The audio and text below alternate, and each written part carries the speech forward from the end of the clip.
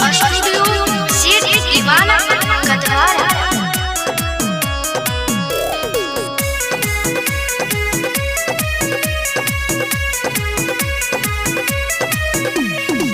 अब न होई हमारा से बरदास हो, बरदास सहलो अपन खिलाफ हो।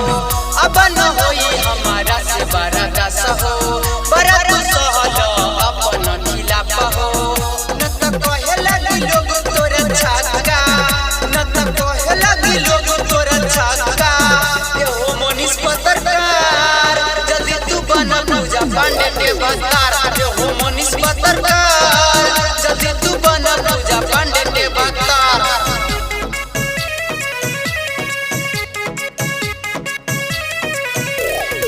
मिक्स वाई दीवाना रिकॉर्डिंग स्टूडियो सीडी दीवाना कटवारा।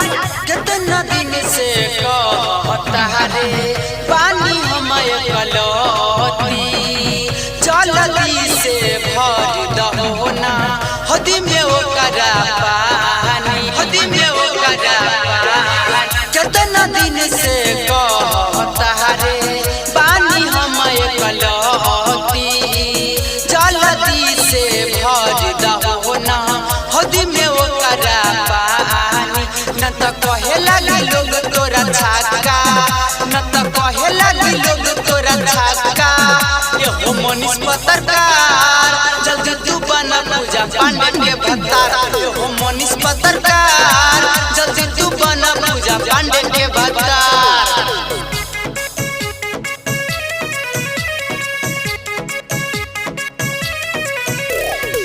मिक्स वाई दीवाना रिकॉर्डिंग स्टूडियो सीडी दीवाना कटवारा। जल्दी से हमारा बुलाबो पानी हम तैयार हो, पूजा पांड से शादी रचाबो। नबीन के करो इन भाई हो, इन भाई हो। जल्दी से हमारा बुलाबो पानी हम तैयार हो, पूजा पांड से शादी रचाबो। नबीन के करो इन भाई हो। न त कहे लगी लोग तोरा छक्का, न त कहे लगी लोग तोरा छक्का।